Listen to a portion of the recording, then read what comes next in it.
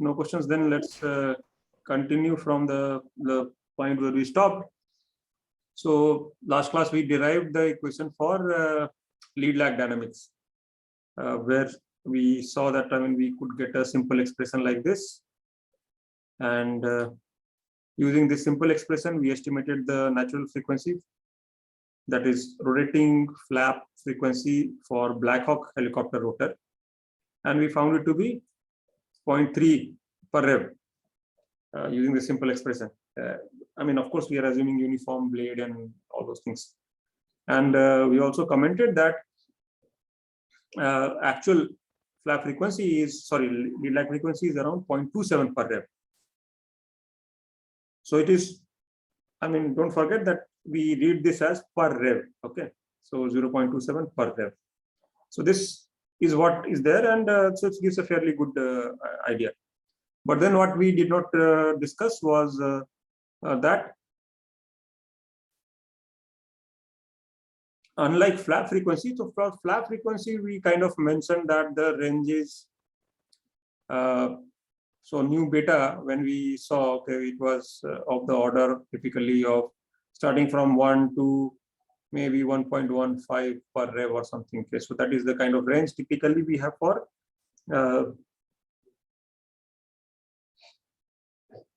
flap frequency, right?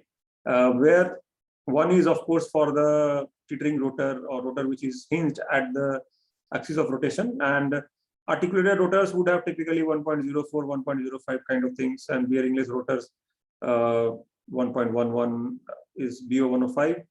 So that is typical flap frequency for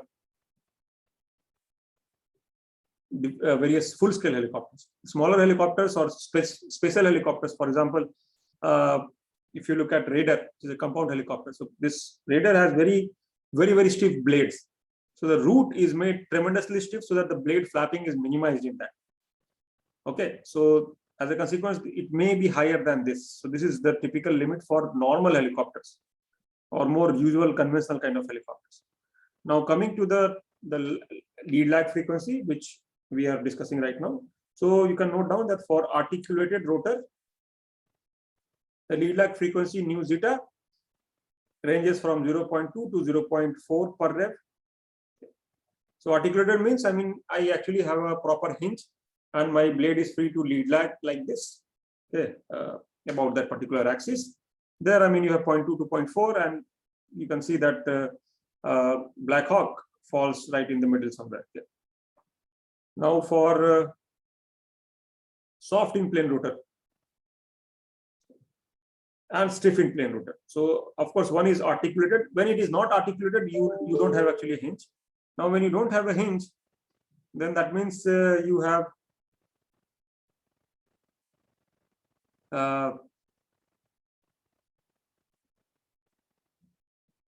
virtual hinge, okay. And the virtual hinge implies that there is a built-in tailoring of properties in the lead lag direction.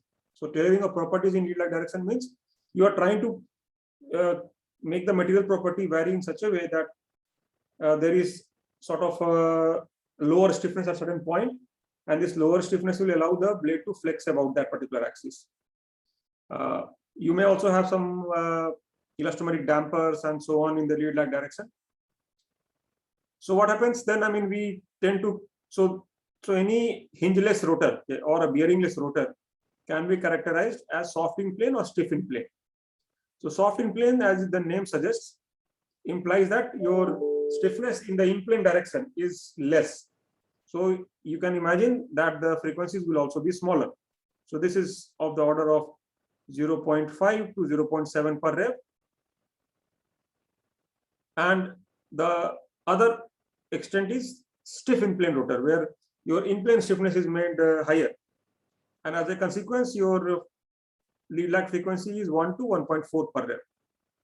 So you can see there is a wide range of lead lag frequencies for different types of rotor hubs.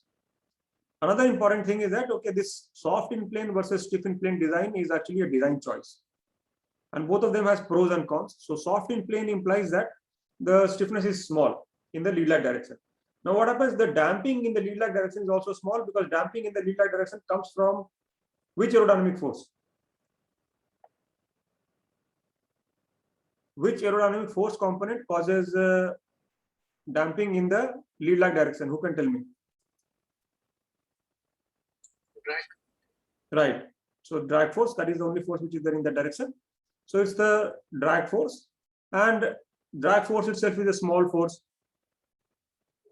So what happens? I mean, soft in plane rotor has smaller stiffness, and anyhow the damping is small.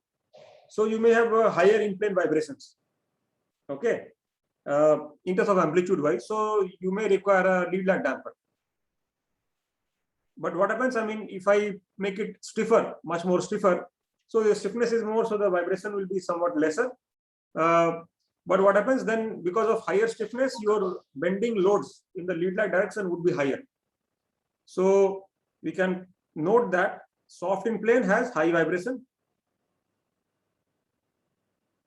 and needs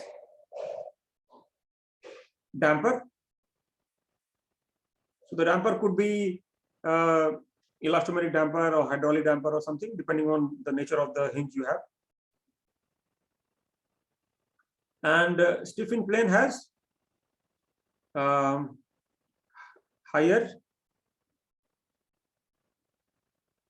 root loads, because the stiffness is higher. Okay. And if my hinge location is at same point for flap and lag or something, then I can have a relation like this, especially for articulated rotors. That is nu beta square equals to 1 plus nu zeta square plus 1, which is obvious. I mean, if I just add 1 to this and I assume that E for lag and E for flap are same, which is the case for Blackhawk, for example, then this formula can be used. Otherwise, this is not always valid. So be careful about that, because your stiffness, if you have a root spring, for example, so root spring for flap and root spring for lag need not be same. So this is with assumption that blade is uniform, there is no spring, and the hinges are coincident. So that completes our discussion on lead lag. Let us move on to torsion. So go ahead and make this drawing. So you have, this is the top view of the rotor. This is your hub.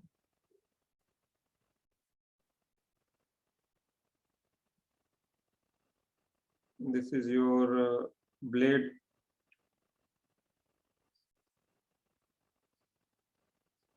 So this is your torsional bearing.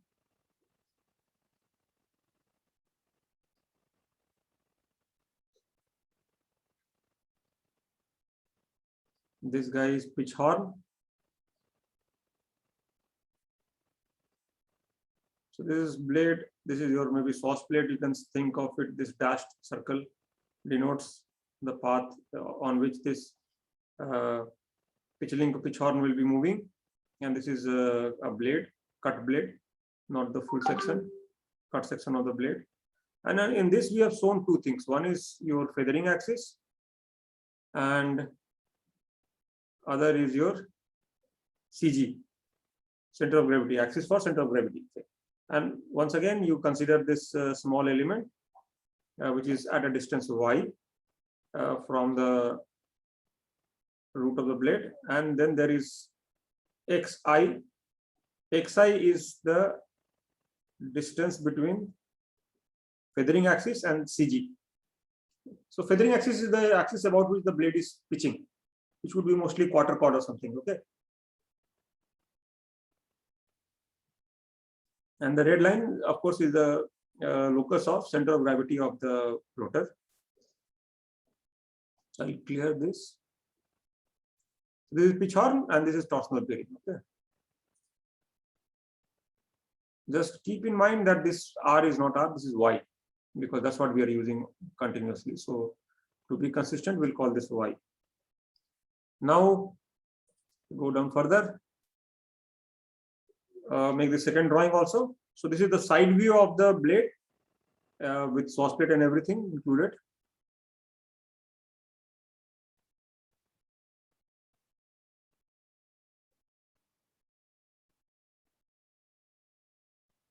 So let's say this is my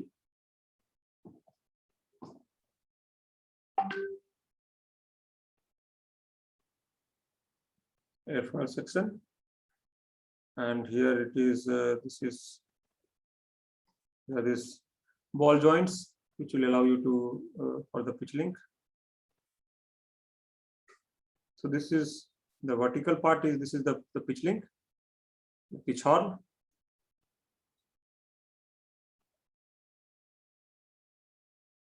And here you have a universal joint again. So a ball and circle kind of joint when it connects to the source plate.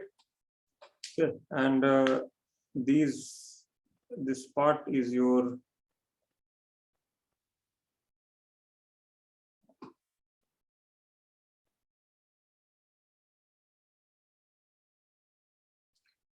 hub or shaft, sorry. This is the rotor shaft. And these are the two source plates, top and bottom. Okay. So this top source plate and bottom source plate.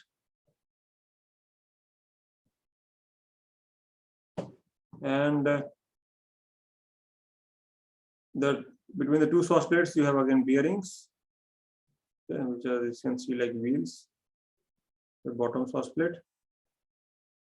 So this bottom source plate does the tilting, and the tilting is achieved through the these servo actuators. Okay, so these are servo actuators. So they are linear actuators which push it to make the whole source plate tilt in different ways. Right. So this is universal joint again here, and this part, top part is the rotating part, bottom part is fixed part, and these are actuators. Okay. So this is servo actuators. A company called Moog makes these actuators. Is quite popular company for making these helicopter servo actuators for full-scale manned helicopters. So all these drawings are done, I hope.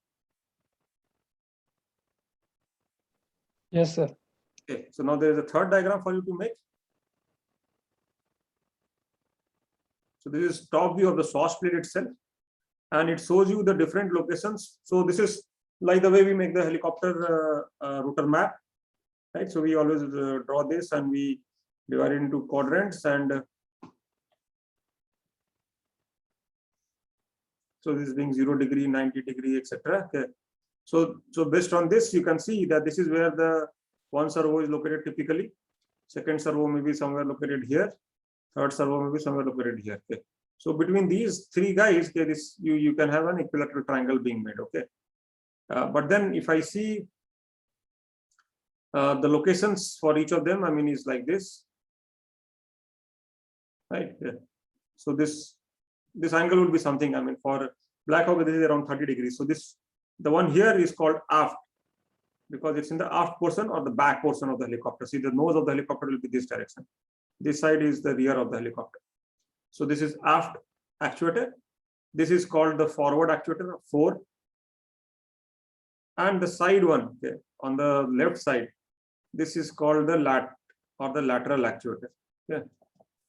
These are 3 servo actuators which would be there to support the source plate. So here you can see only 2. One would be behind the shaft. All right. So now that you have seen this whole schematic and you have an idea of how the source plate actually is applying the pitch link, pitch input. Sorry. So source plate is the servos are used to either tilt the source plate or tilt and move it. Okay, so I can move up and down, or I can tilt it in whichever way I want. So with these 3 servos, I can actually tilt it and move it in a particular manner. So based on all that, the pitch input is finally applied to the rotor. So now you can see that because of this kind of arrangement, this link actually acts like a spring. So this link is called pitch link. And this pitch link is going to, it works like, I mean, it's a normal rod actually. So rod can be compressed and extended. So it acts like a sort of a linear spring or a translational spring. But then because that spring's motion, linear motion causes rotation. So as in a way, I can actually approximate this linear spring as a torsional spring, as a matter of fact. And that's what we are going to do here. So this is the diagram for understanding the simple rigid torsional dynamics. So the rigid torsional means I am actually approximating the entire blade to be rigid and assuming that the whole blade is supported by one torsional spring at somewhere. So the blade itself doesn't deform, but the root of the blade is actually kept such that the whole blade can actually deform about that. So this now gives you a separate torsional degree of freedom where the blade can pitch or feather under some pitching moment, and you will have to assume some kind of equivalent spring stiffness, torsional spring stiffness at the root. So let us look at this diagram. Okay. So now we are trying to model the rigid torsional dynamics.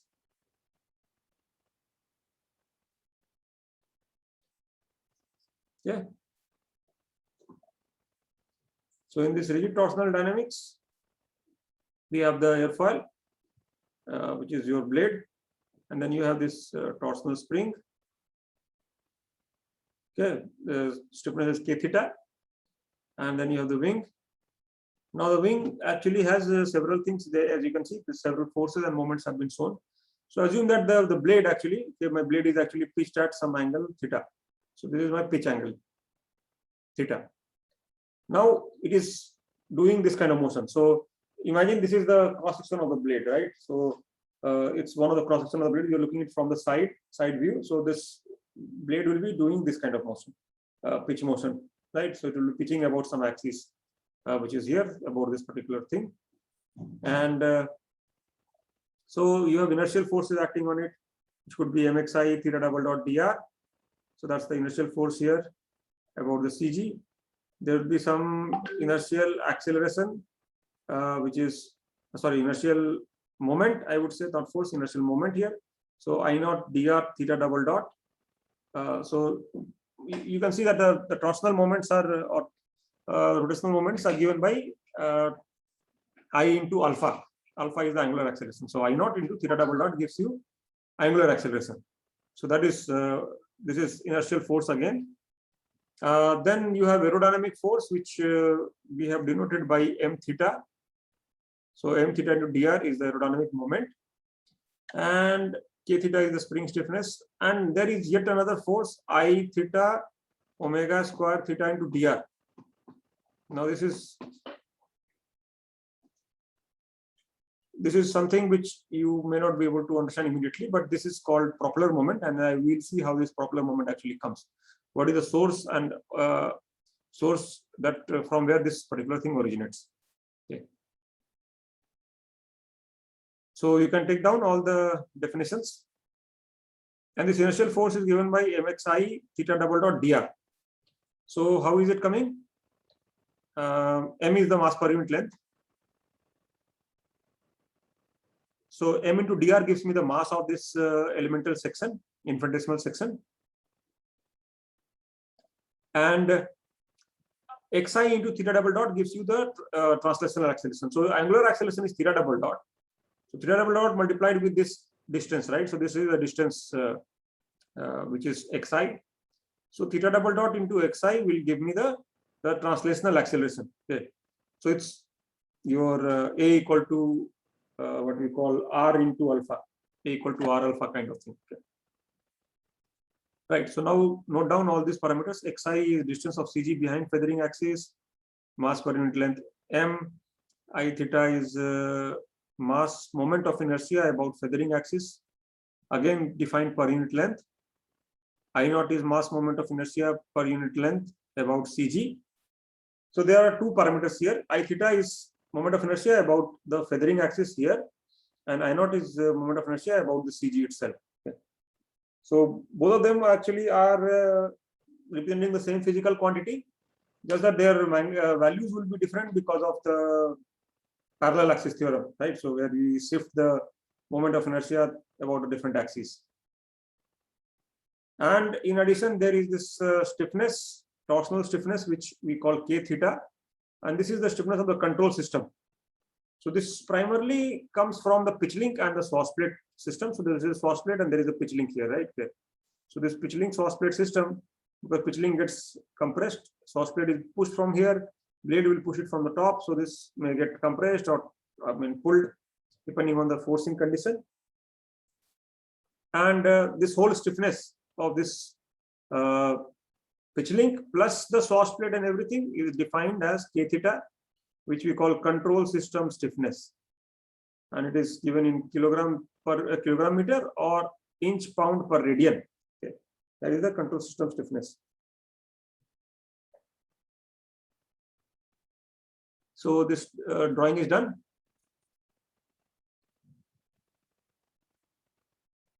And this text is also copied or not?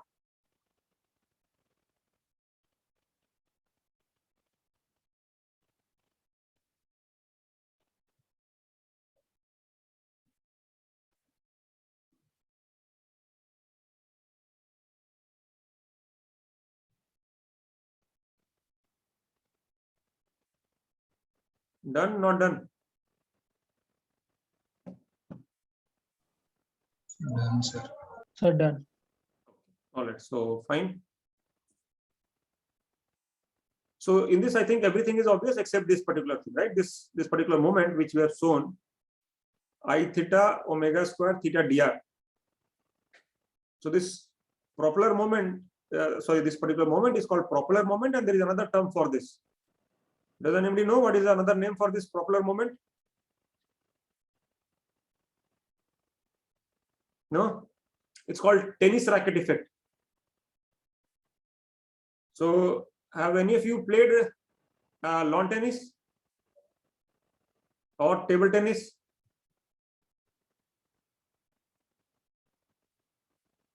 No? Yes, the table tennis I played. Table tennis. So the table tennis, this may not be that pronounced because the table tennis paddle is normally light, but this is more pronounced because it's called tennis racket effect. So what happens, when the player actually tries to swing the tennis racket. Okay, so you have this racket like this. Okay, you can see my hand. Yes, sir. If you move it like this, okay, if you move it like this, when you're trying to hit the ball, so what will happen? The moment you are hitting, moving it like this, you will experience that the racket will try to untwist in your arm. This is quite obvious for tennis rackets because tennis rackets are heavier and bulkier, and when you swing it like this with your arm open, you will experience it will actually try to go in this direction. And this is also very natural. What happens if you try to hit the tennis ball like this? You will end up hitting it in the air and it will go outside the court. So any novice, anybody who has never played tennis, if he tries to play tennis for the first time, he will play it like this and he will end up hitting it in the air. So what happens? Tennis players actually have to apply a counter movement. You have to apply a moment like this, so they will roll their hands to keep the ball in control and make it go along the ground. So this is actually nothing but propeller moment. So when you have a rotating system like this, because of the offset between CG, okay, and your rotation axis, there will be a moment which is called the propeller moment. So this is primarily because of this offset between the CG and the elastic axis, or the axis about which the feathering or the twisting motion is happening. So let us understand what is the source of this propeller moment, which we have written as I theta omega square into theta into dr. So I theta into dr is fine. Okay, that is just your moment of inertia of that particular element, and omega square is centrifugal force, and there is theta. So let us see what is going on. So draw this diagram in the meanwhile. I just quickly have a bit of water.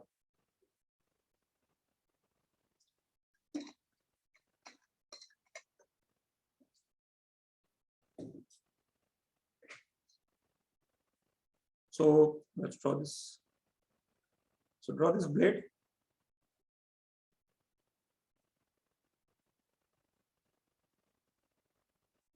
Okay. And then in the blade, you have this small element.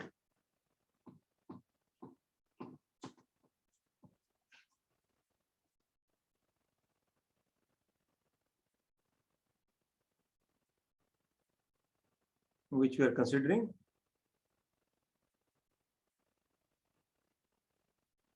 And again, so the CG line is here. My feathering axis is here. The distance between the two is xi.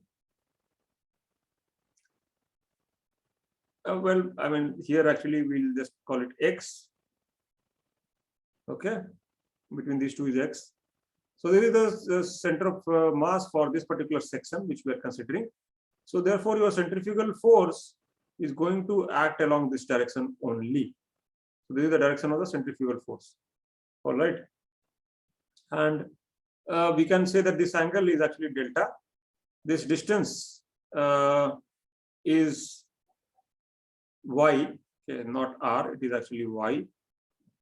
So this is y, this is x. So this whole from here to here, this particular hypotenuse is x square plus y square, right?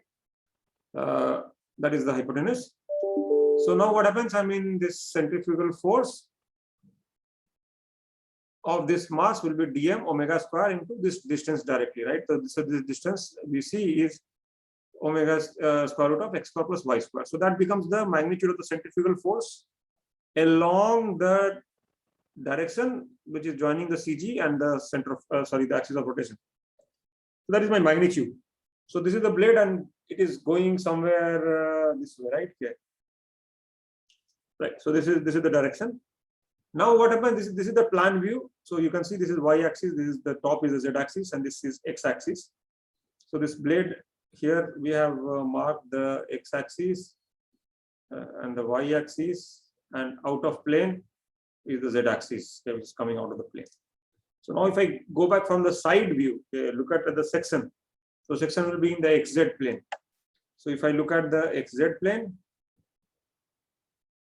where I can see this, sorry, it is xy plane, not xz plane, xy plane. My bad, right? Because yeah, xy plane. So here, and we are looking at this. So we're looking from the side.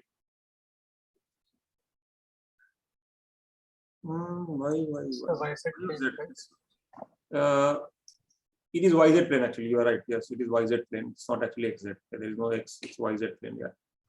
Right. So this is YZ plane actually. So YZ plane.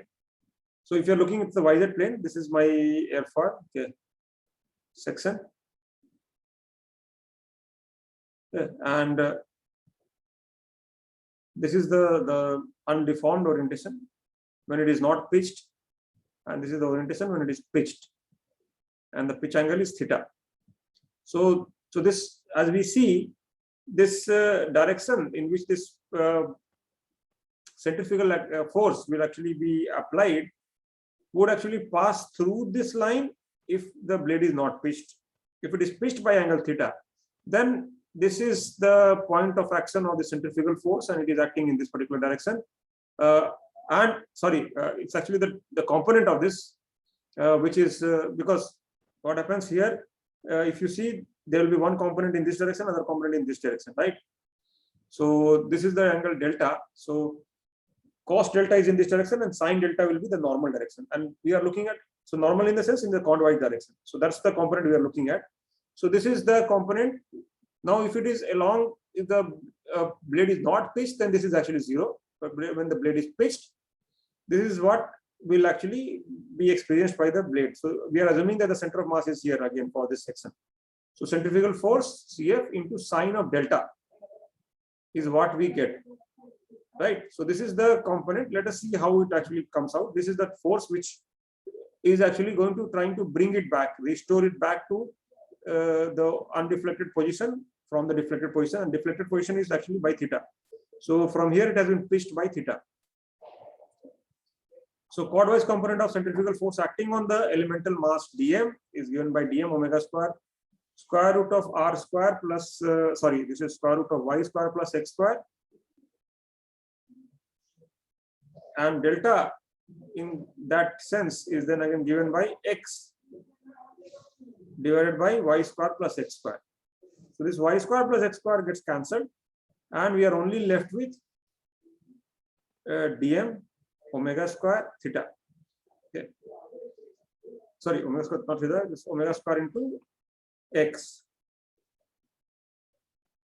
which is here, right? So dm omega square into x.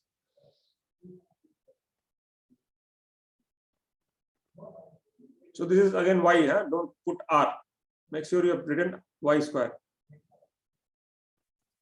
So with that, we end up getting centrifugal force in plane of rotation, Tm omega square x.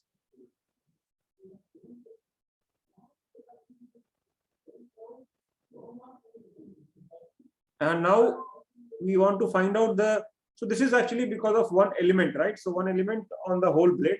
We want to find out the total centrifugal force in plane of the rotation. So the moment due to centrifugal force about feathering axis. So let's say that's what we want to find out. So blade undergoes nose-up pitch motion. Then the moment produced by centrifugal component in clockwise direction is given by. So here we are trying to find out the centrifugal moment per unit length. And we use the same expression as before. So dm omega square into x, and we are integrating it over the whole section into x into sine theta.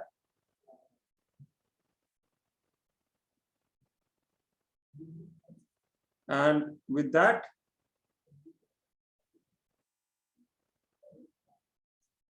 so the same integral then is slightly modified and rewritten. And we see, so this theta is small angle, pitch angle is small angle. So we have simplified it with theta. Instead of sine theta, we write it as theta.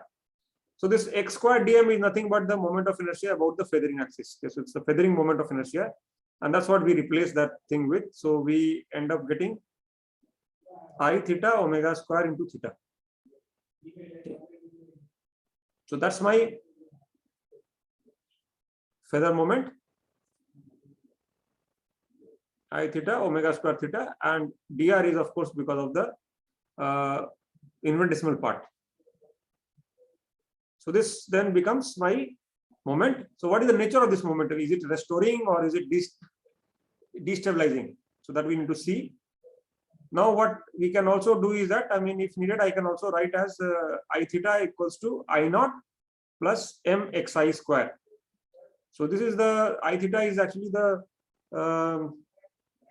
moment of inertia about feathering axis. I naught is moment of inertia about the center of mass.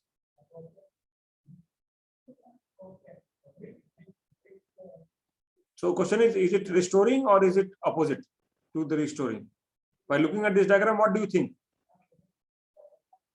Does it tend to restore any deflection in pitch angle, or does it tend to destabilize any deflection in pitch?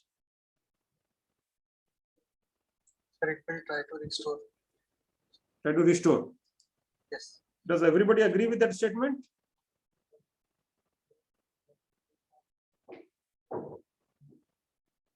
Does it sound okay to all of you?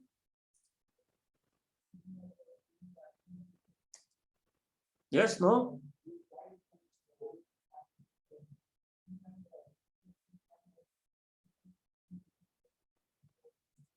So, I mean, if you're confused, you should take a look at this. What happens? I mean, my pitch angle is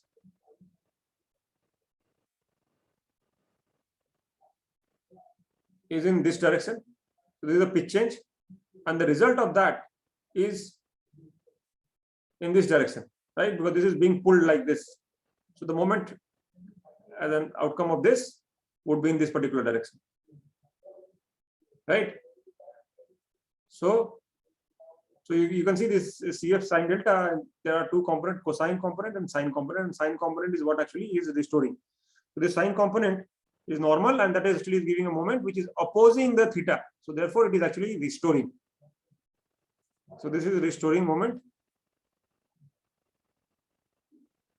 So this restoring role or stabilizing role of centrifugal force is known as tennis racket effect or propeller moment. It's a quite important factor actually. It even affects the natural frequency and many other things of the blade. So that was the explanation of that particular thing. But now, I mean, we still have our job left to complete the derivation of equation of motion in torsion. So let us go about doing that. But remember the name, tennis racket effect or popular moment. So now, like always, I mean, we collect all the forces and moment and then try to write the equation of equilibrium about some axis.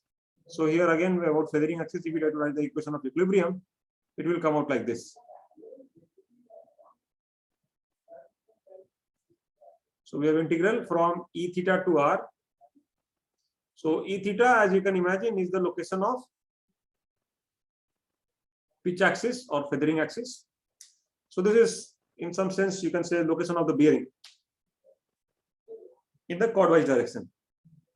Sorry, in the spanwise direction. So at what place this bearing is located? About what place in the radial direction is the bearing located? So that's why it's E theta.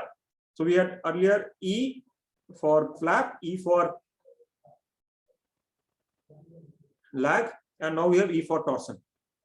So the three is, and just for your information, the Black Hawk helicopter has E theta, E beta, and E zeta all equal because it has flap, lag, torsion, everything coincident. All hinges and bearings are coincident at one location.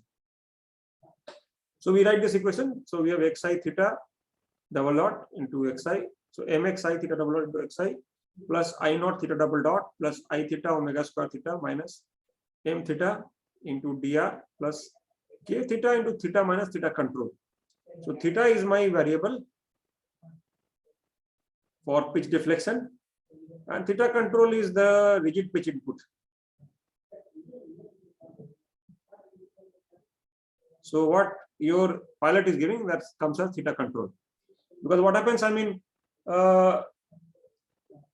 if my blade is flexing, it's deforming because of the pitch forces. In order to deform, it is going to apply some reactionary load on the controls, right? Or the overall deflection has to be measured from what the control is already applied. So pilot moves a stick and the controls are, or pitch is changing to some extent, right? So pitch has changed. Now about this changed value of pitch, my blade is deforming or my root is deforming because the spring is deforming, and therefore the total moment because of k theta, the torsional spring would be only theta minus theta control. Okay. So that's my equation. Can simplify it further here.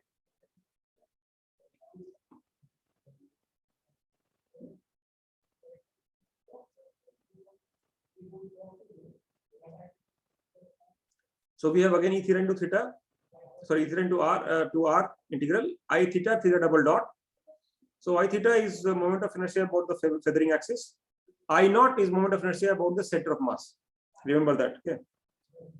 So theta double dot plus I theta omega square theta minus m theta, which is the aerodynamic pitching moment, dr plus this.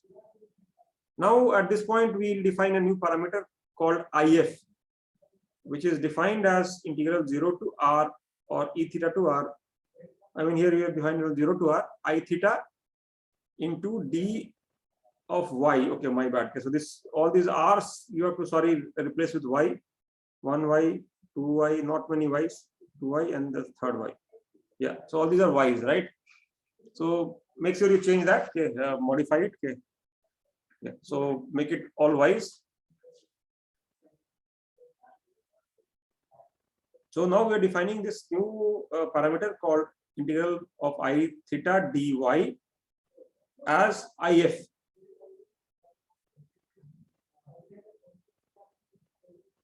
And if, yeah. So how did we get the second equation from first? Like how we remove the first term? Oh, we have not removed anything actually. Okay, so this mx I theta double dot plus I naught is actually I theta.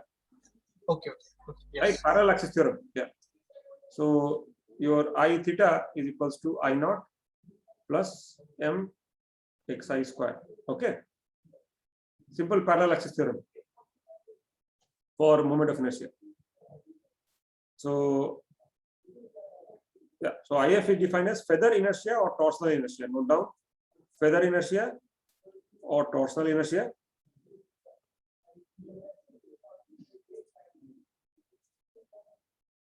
unit would be Newton second square meter or pound second square inches. Now using this feathering inertia, I can define this guy, K theta IF equals to omega theta naught square. So this is non-rotating torsional frequency. So omega naught. So you remember earlier we had omega beta naught, then we had omega zeta naught. Now we have omega theta naught, and all these are actually non-rotating frequencies. So non-rotating flap, lag, and this is non-rotating torsion. So omega theta naught, as you can see, is non-rotating torsional frequency. Unit is radians per second. That's your omega theta naught. All right. So based on all this, I can further simplify this equation. So we write IF. So IF theta double dot omega square theta plus IF omega theta naught square theta equal to 0 to R m theta dr minus IF omega theta naught square into theta control. Okay, so that's the new modified equation as you see. Now what we'll do, we for all our equations we have non-dimensionalized them by dividing with IB omega square. Now in the case of lag, we found that I zeta and IB would be of similar order, very very close, so we could actually eliminate that, but here is not the case. Your feathering inertia may not be similar to your flap inertia or your flap inertia and lag inertia, right? So we define a new parameter IF star, which is your feathering inertia divided by the flap inertia. Okay, so it is IF divided by IB. So that's what we will call IF star. So once I divide by IB omega square this whole entire equation, my equation will come down to IF star theta double star plus nu theta square into theta equals to gamma m theta bar plus omega theta naught square by omega square IF star theta control. Okay, so this is my new or final version of equation as it is coming out. So IF star, and this is theta double star nu theta square. So now nu theta square, as you can see, is my torsional frequency, non-dimensional rotating torsional frequency. So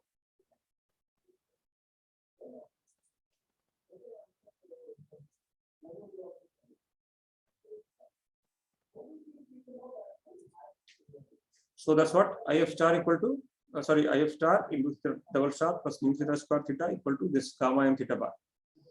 This is again not very critical, depending on theta control, so we may drop it sometimes or we may keep it depending on what we're trying to solve. So nu theta is my rotating torsional frequency in per rev. So omega theta, so nu theta square, then of course you can see from here is actually comes out to be 1 plus omega theta naught square by omega square. So what happens, I mean, if my omega theta naught was 0, that is I only have a bearing and there is no pitch link or nothing resisting my blade, then my torsional frequency will automatically go to 1. But that's not what happens. I mean, you have a pitch link always connected to the blade, and this connection will actually give you some stiffness which comes in here. And so this non-rotational frequency is very very important in torsion. And this +1 comes primarily because of propeller movement. So this +1 is actually happening, the stiffening that is happening because of propeller movement. Now typical values of omega theta naught, which is our rotating torsional frequency. Okay. Or this is omega theta naught by omega is non-rotating torsional frequency. So typical value for that would be 3 per rev. So this is the 3 per rev is what you're getting from the stiffness of the pitch link, etc. So if I do put it here, so 3 plus 1 becomes 4, nu theta will be equal to 2. This is 3, so 3 plus 3 is 9 plus 1 10, square root of 10 is 3.16 or something. Okay. So this is typical value for omega theta naught by omega, and with that I get 3.16 per rev. So typically nu theta is 3 to 10 per rev, except for certain rare scenarios where you may have Swash plateless rotor And in this phosphateless rotor, I mean, the stiffness is kept low, so it will be the torsional frequency maybe 2 point something and so on.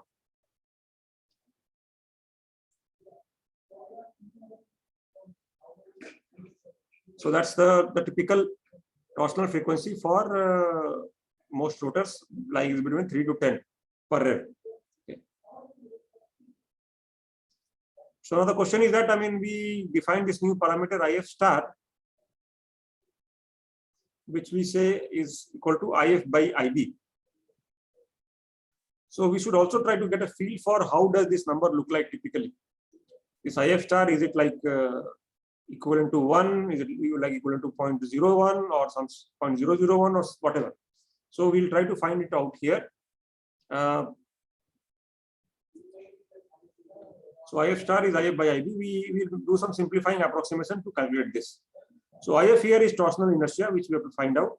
IB is standard. So what happens? My I naught equals to rho m into Ix plus Iz. So this is from the perpendicular axis theorem. So moment of inertia about the normal axis would be a combination of moment of inertia about x-axis and about z-axis. Okay. So what happens? I mean, we instead of doing it for the actual airfoil, we idealize this airfoil as a approximate rectangle. Yeah. So I can say, okay, I mean, I can probably fit in some rectangle, which will have similar mass properties. Okay. Or and also, I mean, I can actually approximate it with some thickness T and some width C. So C is equal to chord, T is the thickness, not necessarily the same as the airfoil thickness. It is just some thickness we have defined. But I mean, it could be the airfoil thickness. I think it will be airfoil thickness. Yeah, so this thickness is the maximum thickness of your airfoil, let's say. Okay. That will be your T. So your T goes there, C is here. So based on that, I can find out I naught. And I naught comes out to be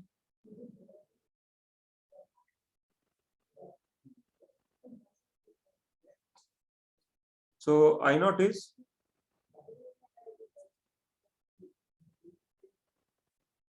rho m into, now this is the whole mass, and I have to find out about the CG. So it is CT cube by 12. So it's normal, I mean, like a beam element or something, or any kind of a small element, rectangular element, is very easy to find the moment of inertia. So CT cube by 12 plus TC cube by 12. Okay, that's what you have about the vertical axis, right? We want about this vertical axis. So we take the moment of inertia about this axis X and moment of inertia about the Z. So here we are making the perpendicular axis theorem, right? So you can see here it's written perpendicular axis theorem. So this is what it is. So we CT square by 12 plus TC cube by, sorry, CT cube by 12 plus TC cube by 12. So now clearly C is much larger compared to T. Therefore, T cubed C has not much meaning. So we can drop it out, and we can say that the moment of inertia now would be given by rho m TC cube by 12. Okay, so that's what we'll give.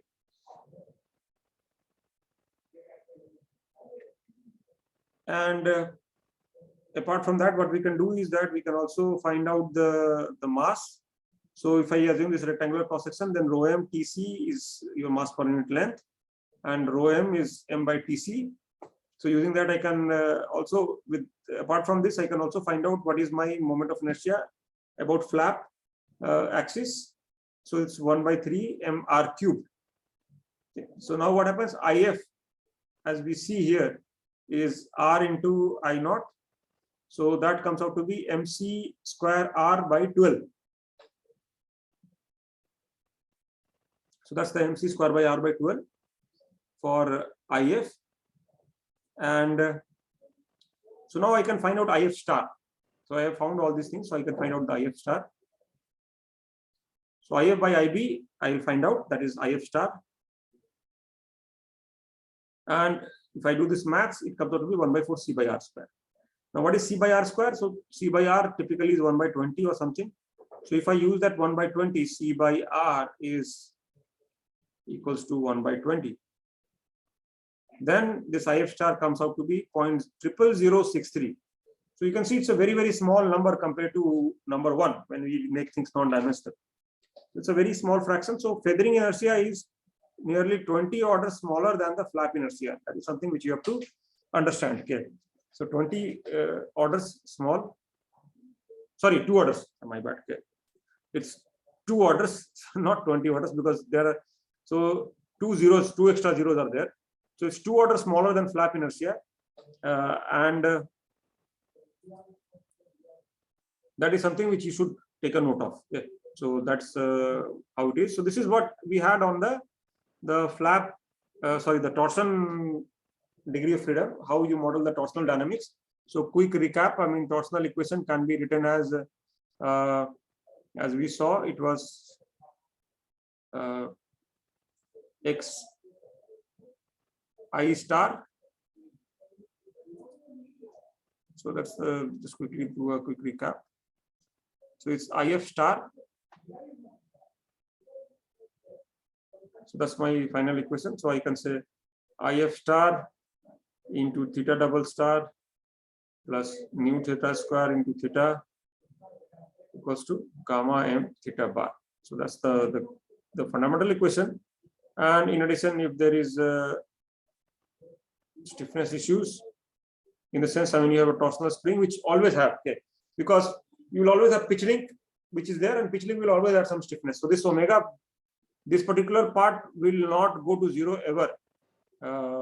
It may go to small number, but it will never go to 0. So omega theta naught square by omega square is always important. Okay? So this will always be part of the calculation, theta control. So this is my equation.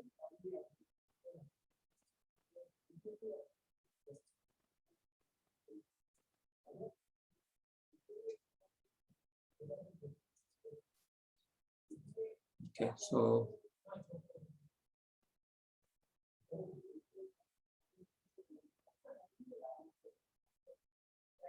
right. So the next topic is flap lag.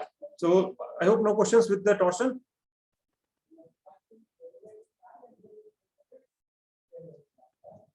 Sir, Yes. One can you just repeat this one, obtaining IF from I naught? IF. This particular thing. Yes, sir. I mean, it's simple. I mean, we simply see, instead of airfoil, we idealize that actually as a rectangle. Okay. And our objective was to find out the feathering inertia about the axis which is perpendicular to the plane of the board. Okay. So it's so we are saying we have to find it about this axis. Okay. So what do? I said, okay, my feathering inertia or moment of inertia about this CG, I can write this as actually Ix plus Iz, making use of perpendicular axis theorem, right? So that's how we end up getting rho m into Ix plus Iz, right? So Ix we found and Iz we found. So Ix was Ct cubed by 12 and Iz was Tc cubed by 12. And because of this factor, we ignored one thing and then we got this. So is it clear this much? Yes, sir. Yes, sir. So same thing. I mean, now, I mean, I naught is already known to you. So I naught is already there. Okay. So IB is already given to you, half MRQ. And then you find the ratio between both of them, which comes out to be a ratio of aspect, that is 1/4 CR to the power 2. So with this, we are able to, and we took a number, how big a typical C by R for a helicopter blade. So 50 to 20 is quite common. So we said, okay, let's take 20. If I take 20, then I get IF star as a number, which is very, very small. So it's like 0.00063. So that's the order of IF star. It tells you that the inertia in inertia in the torsional direction is very, very low. Therefore, I mean, you expect, because my inertia is low, my mass will be low, and if stiffness is high, my frequency is going to be higher. So we also see that the torsional frequencies are highest among flap lag torsion. So the first lag, I mean, if it's articulated rotor, will be less than 1, like 0.23, 0.27, 0.3 something. Your first flap will be 1.04, 1.06, etc. So that will be flap. And then torsion, lag we already talked about. So lag is 0.27, 0.3, etc. And torsion, we see the first torsion will be normally 3.4, 3.2, and so on. So the point is that, I mean, my inertia is in the feather direction is so low, therefore my torsional frequency is much higher, okay, compared to other frequencies. Clear? Okay. Now we talk about flap lag. So why flap lag? So what happens? I mean, see the helicopter blade. I mean, we mentioned it undergoes three motions: your flapping motion, lead lag motion, and the feathering or the torsion motion. And all these three motions, I mean, they are actually coupled through different means. As we'll see, so there is coupling between flap and torsion. There is coupling between flap and lag and torsion, and all those things. So depending, because for a helicopter rotor, the blade is always spinning. It's in the rotating frame all the time. So that actually tends to couple things and more, make it slightly more complicated. I mean, to visualize, but it's not such a big deal. So now we look at the coupled flap lag equation. And the coupling in flap and lag is actually happening through Coriolis force. So Coriolis force causes the coupling between flap and lag. So make this diagram. So it's just nothing, it's just a disk. So this is here, I mean, how many of you in the class have done the dynamics course? Dynamics and vibration? Raise your hands. Anybody? Okay, Abhay, you have, so you are doing right now the dynamics and vibration, or you've done it in your undergrad? Sir, in undergrad. Okay. So it had rigid body dynamics also? Yes, sir. Okay, that is good. Anybody else who is doing or has done dynamics course, rigid body dynamics? Akhil, you must have done dynamics and vibration, right? Or no, you never did it. I haven't done the course. You have done, right? No, I haven't done. Oh, you haven't done, okay. That is strange. Okay. Fine, so that's okay. So none of you have done this course. Fine. Okay. The reason I was asking is that then you could have been able to understand what is going on here. So this is what the diagram you see on your screen is actually for a sort of a merry-go-round. Okay. So it's like a merry-go-round. And on that, I have actually put up a box, object or a mass. Okay. And this merry-go-round is spinning with omega, angular speed. And what happens? So the question is, what happens when this box is moved, or this package or this person on this rotating merry-go-round tries to move? Now he has two options to move. He can move along the radial direction, okay, or he can move along the tangential direction. So we need to understand what happens when he moves along the radial direction and what happens when he moves along the tangential direction. Right? So what is going on here? I have written down the expression for what is called Coriolis acceleration. So Coriolis acceleration is twice of omega cross v. Can anybody explain what is Coriolis acceleration right now? Abhay, you want to say something? You have done dynamics? Yes, sir. Sir, in theory of machines, sir, in link crank and slotted lever mechanism. So there was a link, and on that slider used to slide. Okay. So the slider was going rotational motion, at the same time it was sliding. So due to that, there was a acceleration component, extra acceleration component, that was Coriolis acceleration. So I mean, that is, you are given an example where a Coriolis acceleration can happen, but not quite you have explained what is Coriolis acceleration. Yes, sir, because I have read it very long back, so I need to revise it. Yes.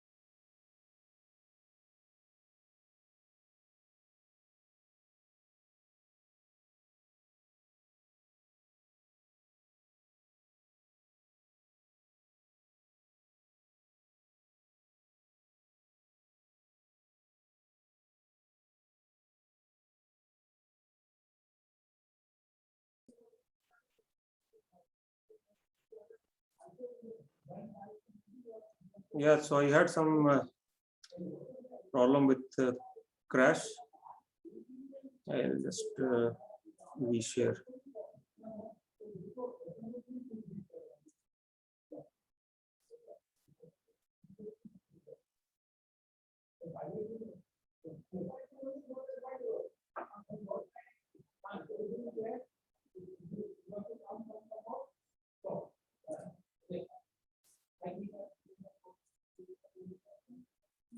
You can see the screen. Yes, sir.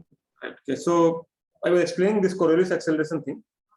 So see, Coriolis acceleration is something which is experienced primarily because of a relative motion happening in the rotating frame. A very simple example of that is, I mean, a scenario of like this merry-go-round, where if there is a person standing on the merry-go-round and if he tries to walk in certain direction, he will experience some force. And the source of this force is again because of this relative motion with respect to a rotating frame. Just like, I mean, the rotation causes centripetal acceleration, or in turn centrifugal force. So centrifugal force, all of you are quite familiar with, which is also happening because of rotation. But it's just because of rotation. There is no other relative motion involved. But in this rotating frame, if there is a relative motion happening, that there is an object which is moving with respect to a spinning thing. So as a matter of fact, I mean, see, Earth is spinning all the time, right? We are rotating, Earth is rotating all the time, and all of us are moving on the Earth's surface. Train may be moving, or something else, maybe car may be moving. So every object on Earth's surface actually experiences Coriolis acceleration and Coriolis force at all times. But it's of such small magnitude because omega is very, very small for Earth. So you don't get to know, and V is also small, relatively speaking. But for helicopter blade, this may become significant, as we'll see.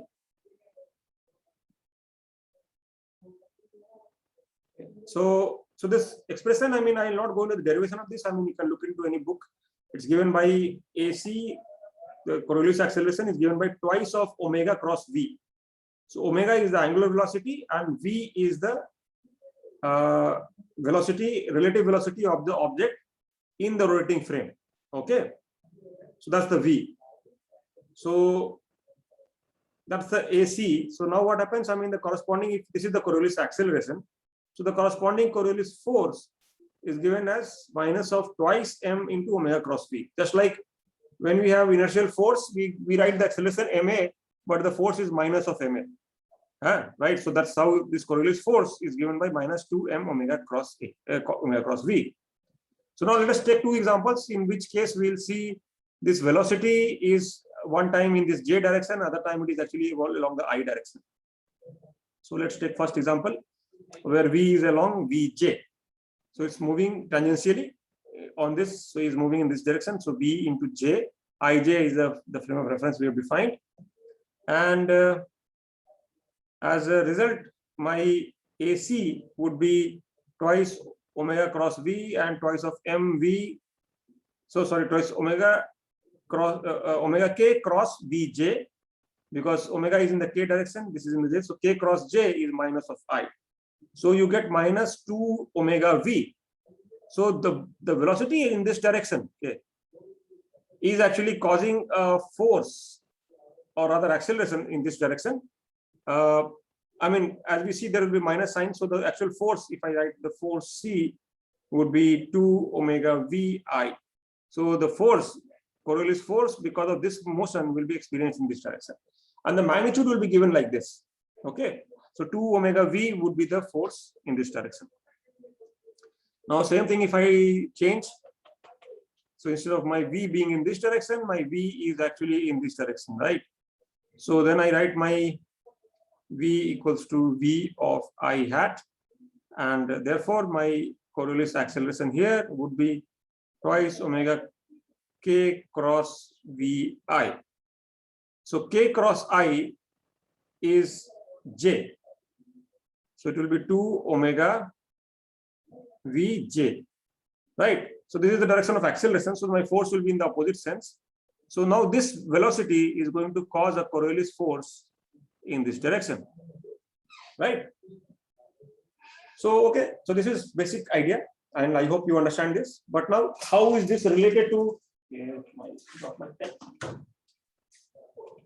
So, how is this related to blade flapping and lead lag motion? Can you see the connection?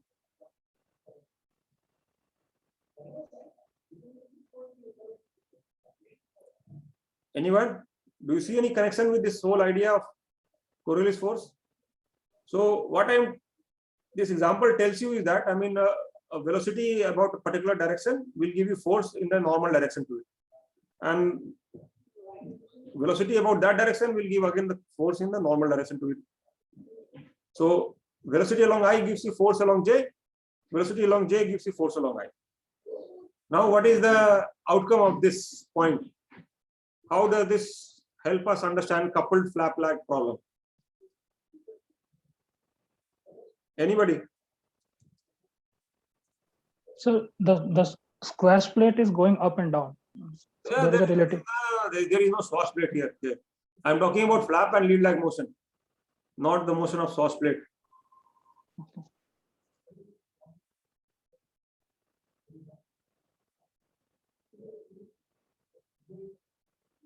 So no swash plate here yet. I'm talking about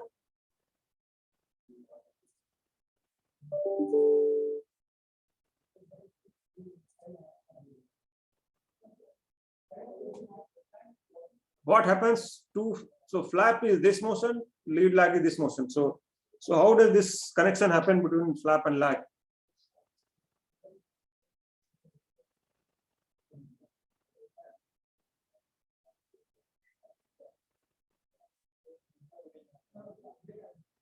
So now see what happens. I mean, my blade is spinning, right? Okay.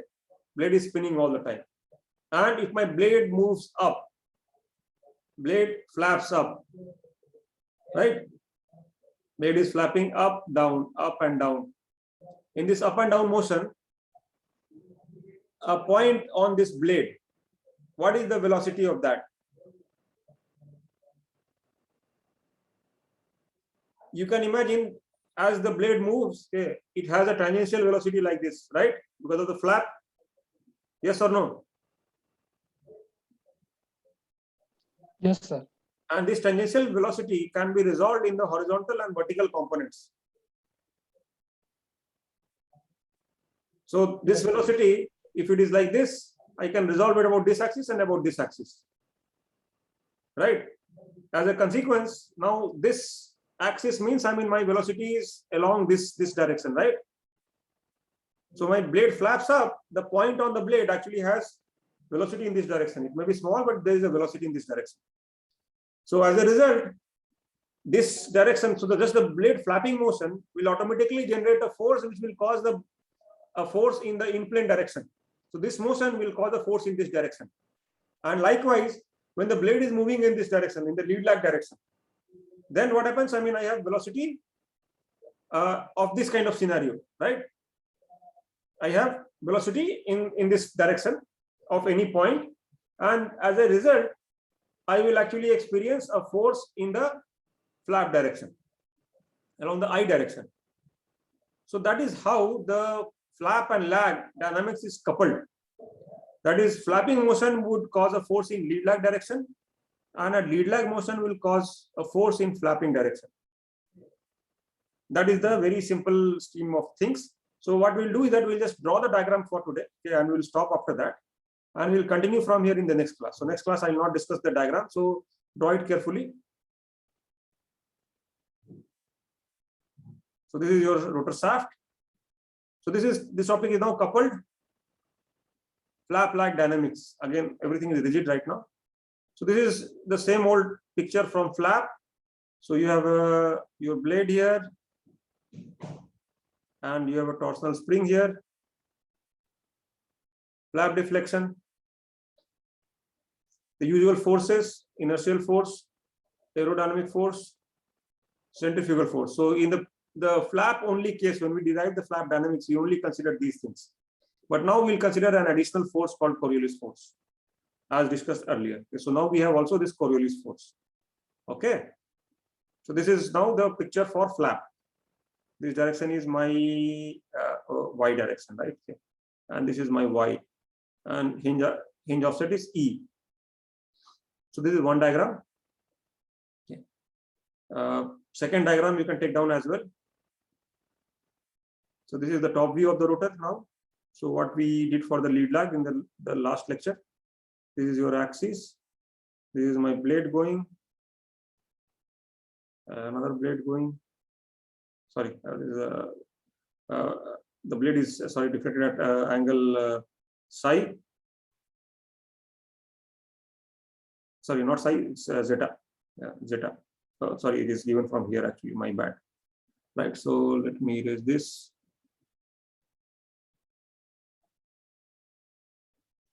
So that is your zeta angle and the corresponding forces. So yeah, I mean, you can also mark out that in infinitesimal segment where we are looking at the forces, etc. So we have inertial force, okay, and we have centrifugal force. Because of that, centrifugal force goes in this direction. We have aerodynamic force, and we'll have now Coriolis force. This Coriolis force in lead lag is because of flap, and this Coriolis force in flap is because of lead lag. So now we'll look at all these forces and moment and the corresponding arms in the next class. Okay. And we'll complete the flap lag dynamics.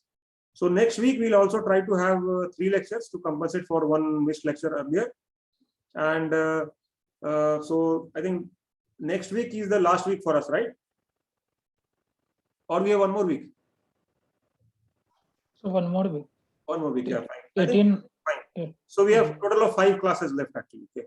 So in that we should be able to finish our course on this flap lag. And so after flap lag, we'll do pitch flap, and we'll look at also some geometric coupling approaches by which we can couple flap lag and we can couple flap and torsion, and what is their implication on the stability of the blade, that the blade actually remains stable or unstable in hovering flight.